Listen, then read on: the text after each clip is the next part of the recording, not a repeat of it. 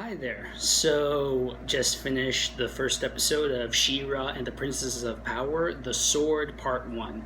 Now, quickly, before I get to the episode, I should probably give my thoughts on my experience with the Masters of the Universe franchise with He-Man and She-Ra.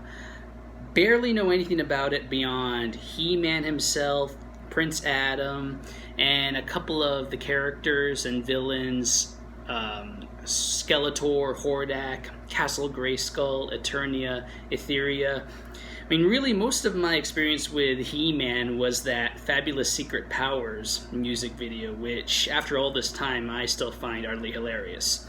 So, this was an interesting thing for me, going into She-Ra and the Princesses of Power with little knowledge. And because of that, because I have no real connection to She-Ra at all, I found this first episode pretty intriguing. Thinking about it, the character that I liked the most out of the ones we were introduced in the first episode, oddly enough, is not the main character, Adora. It's Glimmer. Probably because the way Glimmer is introduced, she really is this unbridled ball of hostility and impatience that clearly only got her position because her mother is the leader. Clearly showing that she does not have the wisdom and responsibility to be a leader, but through the series can be allowed to grow and mature over time. After Glimmer, I got myself attached to Adora, the main character. I felt Adora, she was introduced pretty good, in my opinion. She is pretty confident and competent and shown to be a leader within the Horde. But considering what's going to be happening, I'm really curious to see how she will be transitioning from the Horde to the good guys. After that, it's Cattra that I liked, which I know was a bit sacrilegious since, from what I understand, Cattra seems to be the most popular character. I could be wrong on this, but I observed that Cattra is the most popular character because of really how she will eventually be developing into a huge rival and really threatening force to the good guys in Adora. But I felt that her introduction here as a sort of screw-up and incapable soldier didn't really give me a good impression, but that could be part of the plan, I don't know. And then lastly, there is Bo. Not much to say about Bo, I just felt he's there. So, animation-wise, I really found this pretty intriguing. I liked that the character designs are all varied. There is not just one thin character design. Every character, for the most part, looks pretty varied. Most especially Glimmer, not really presented as being like thin or stuff like that, but more like I can't really say that she's fat. She is not fat, but more like she is a little thick. I'm not really sure how to describe that, but Glimmer's design amidst all the other characters really got me and is making me wonder how different all the character designs will be in this show.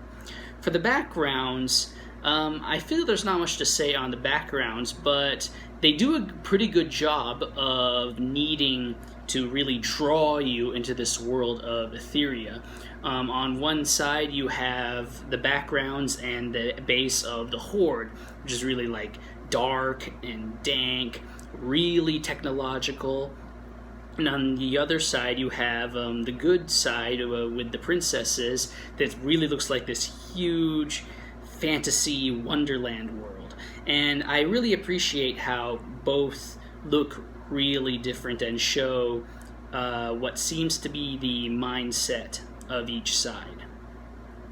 Now, when it comes to the story, I felt that the story was alright.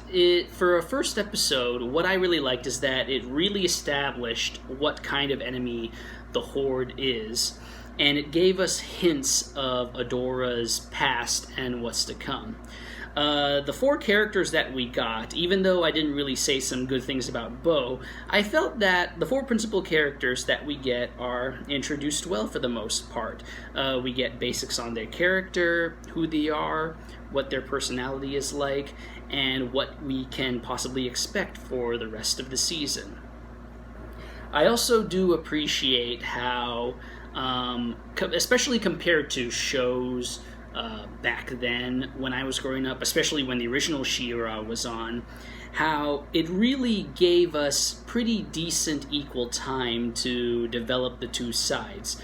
Considering that Adora starts out with the Horde, the bad guys, we do get to see quite a bit more of them than the good guys. Something you would definitely not expect from this kind of show, and especially the original She-Ra. Now, what did I not really like? Well, I gotta admit, this probably just could be me because I have not watched shows like this for quite some time. I felt that for a first parter, it probably put a little too much exposition and dumping of information, just throws everything at you all at once. It felt a little bit overwhelming at times, especially just when you think you're trying to focus on the Horde, and then all of a sudden it switches back to the good guys and Glimmer's story. I felt that the episode didn't really do a good balance on trying to focus on Adora and her story, the story of the Horde and Cattra, and all the stuff that's happening with Glimmer and Bo and the good guys. And maybe because of that, I felt that, except for the cliffhanger, I believe there is not really a whole lot to hook on first-time viewers. I mean, given that it is a first part of a 2-part episode with the Sword Part 1 and 2, I suppose that is intentional, but given that Netflix's model is easily watching all of this media, to me it could feel as if a first-time viewer who will probably catch She-Ra, watch the Sword Part 1, they might just quickly discard it because they know that, oh, it's right there. Oh, let's see what else is on amidst all this other Netflix stuff. I feel that except for the cliffhanger, there's not really a whole lot to really grab a first-time viewer to get back into the show and watch the next episode. But that could just be my opinion. Like I said, I really haven't watched shows like this in a long time, especially since, from what I've observed, fantasy adventure shows like these tend to be a dying breed. I mean, I'm a huge fan of Avatar, Steven Universe, Gravity Falls, Star vs. the Forces of Evil, that were all these really high fantasy adventure sci-fi shows. And if you compare that to stuff that's on these days, you're not really going to see a whole lot of it.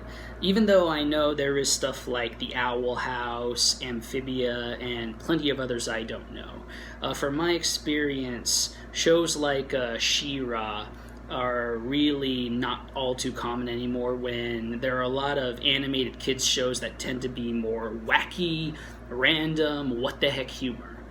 But yeah, that is just my opinion, and like I said, I'm going to be watching the rest of She-Ra, so the Sword Part 1 in conclusion, pretty decent start. Not perfect, but overall, I feel it to be pretty decent. Not the best at hooking on a newcomer viewer, but I feel that is, again, intentional. So, that's all for me, so I'll be seeing you guys later. See you around.